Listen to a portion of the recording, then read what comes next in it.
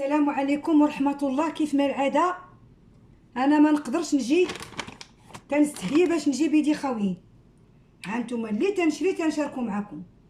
يا ربي باش ما تمنيتو يدخل عليكم هذا الورد بالصحة والسلامة والعافية. راه باقا مازال ما درتوش، ما علقتوش، وما بغيتش نمشي نديه قبل ما نوريه لتمولايتي.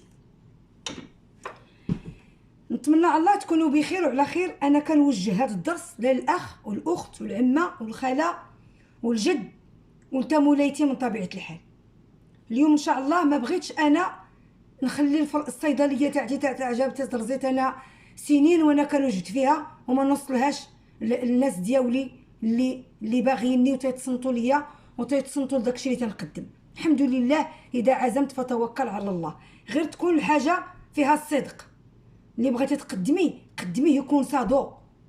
اليوم ان شاء الله بغينا نقدموا واحد حبوب الشيا.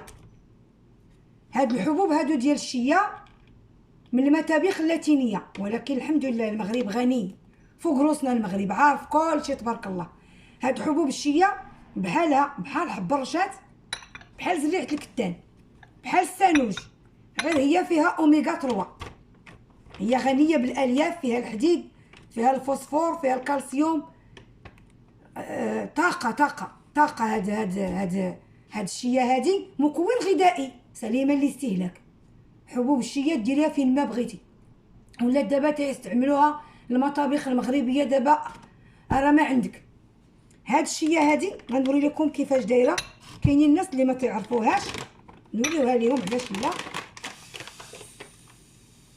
هي دايره اللون ديالها رمادي ورقيقه، على حب الرشاد، رقيقه عليها، كدايره اللون ديالها رمادي.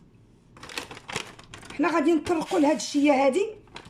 هاد الشيا الحمد لله كاينه عندنا. هاد الشيا الطريقه باش غادي نديروها، اولا كتنقص في الوزن. اللي بغى ينقص في الوزن، اللي بغى تكون مغذي بالنسبه ليه راه حتى هي مغذي، وفي جميع الحالات راه مهمه. ديرها بالقراش كيف انا دابا. انا عاجنه الخبز وغاديره فيه الشيا ودايره فيه الجنجلان ودايره فيه دايره فيه الجنجلان والسانوج وسميتو وزريعه الكتان والشيا. عزيزه عليا الشيا. كاين بعض المرات فاش كنصاوب القراش غير بالشيا كان نمرمدهم في الشيا ما تشبعي منوش. هاد الزريعه ديال الشيا راه بحال ضربوا لها الانسولين، مزيانه للشرايين، للقلب، كوليسترول، راه مهمه. حنا غادي نطرقوا للطريقه. اللي بغى يرقق ينقص في الوزن كيجيب دانون. عندنا دانون، اولا عندنا كاس تاع الحليب سخون، ولا عندنا كاس كوب من اللبن. غير الحليب خصو يكون سخون، اللبن ودانون تيكونوا باردين. الا بغى ياخذوا على الصباح ولا ياخذوا من ورا الفطور لانه تيشبع. كنهزو دانون كامل، كنديروا معلقه هي الاولى ديال الشيا، ما نفوتوهاش معلقه، ما نفوتوهاش. حتى الدواء الا كثرناه تيضرنا، الا كلينا بزاف تيضرنا. حنا نتواجبوا مع الذات ديالتنا. راه عندنا الذات ديالتنا ما كتكذب عليناش، اللي كضرنا راه كتجاوب معانا. تنديروا معلقه ديال الشيا صغيره، وتنديروا دانون.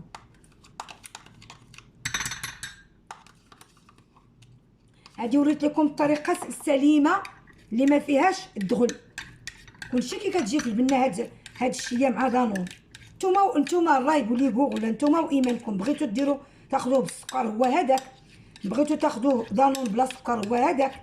انا كناخذو بلا سكر، تيجي بنين وزوين، تيجي غزال للمعده ودواء ديال المعده في نفس الوقت. دواء ديال المعده بحال شبعتي المعده ديالتك، هو هذا. بحال درتي واحد لاباز للمعده، وفي نفس الوقت المالين السكر. المالين راه مهمه. هاد الشيا هادي راه فيها اوميغا 3، راه مهمه.